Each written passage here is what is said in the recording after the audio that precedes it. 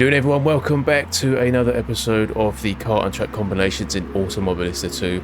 So today we have something a little bit different. We have two tracks this time, and we're going to be using a Formula 3 car. Now this car isn't the fastest and certainly isn't the most, what I would call thrilling to drive, but it's a very rewarding car to drive on certain tracks, I find. And for me, again, it's another one of these cars and track combinations where I feel you can just kind of get into, have a nice race that's not going to make you lose about 10 pounds in sweat, and just kind of enjoy yourself and have a nice challenge with the AI as well.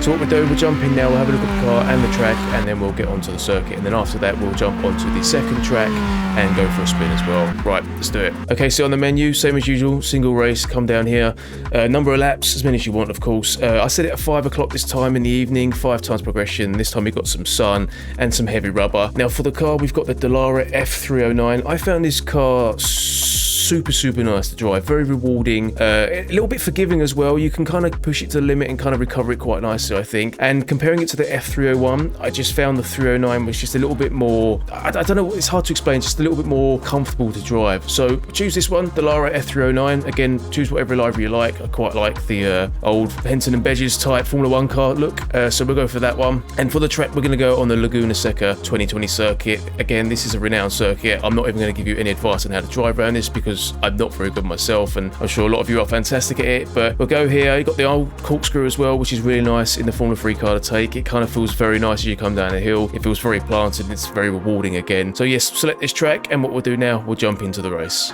Okay guys, here we go. So I went for a rolling start this time, just because sometimes I'm not the best at starting, but as you can see there, I kind of fluffed the gears on the start there, and we have a little bit of a poor run up there, lose that position to the orange car. Sometimes as well, starting in the game on a rolling start, you can lose a position or you can gain a position, then you have to hand it back. It'd be confusing sometimes. It's not as common as it was before, but it does still happen every now and then. But anyway, we come around here, and again, you've got some nice swooping corners which I feel really complement the car, and you can kind of really push it. But as you can see here, it feels very slow, but I feel like, again, if I'm accelerating too hard or maybe just kind of pushing it a little bit too much, I'm going to really run wide on it. But as we come along here now, come down here, just taking it cautious because I don't know where the AI are going to brake. I only done about 2 laps prior to this as well, and I just kind of felt, yeah, it was really nice to drive. I thought, yeah, this works, this is really good. So around here again, I lifted off, I completely fluffed that corner, and you can see the AI on my left hand side now trying to sneak through.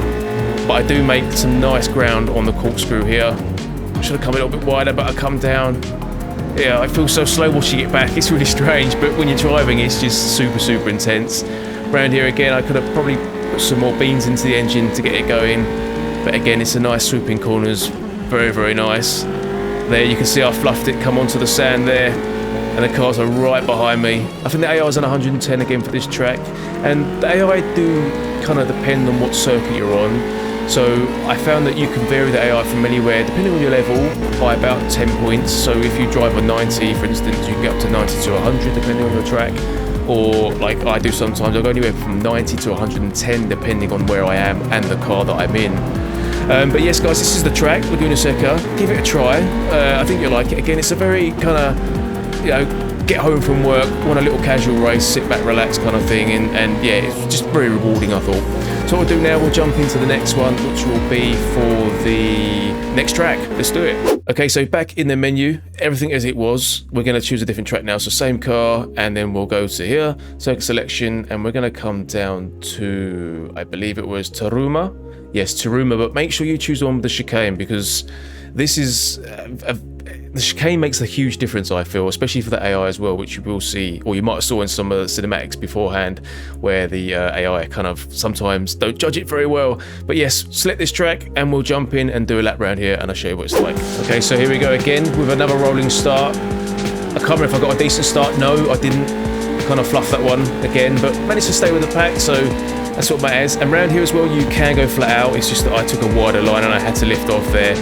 And the AI was straight on me as well. But round here as well, if you just kind of take it a little bit kind of closer, you can really keep the power down a lot better as well. But round here as well, I kind of almost forgot to brake. I cut through quite nicely, and then the AI just kind of goes straight into me. But what happened was the AI hit the wall, or just clipped it, and the car behind me as well just then also clipped the wall. So a bit confusing sometimes with the AI. I mean, I probably threw them in that situation, but they do have some really good clean laps as well. But that corner is a very challenging bit when there's a group of cars there.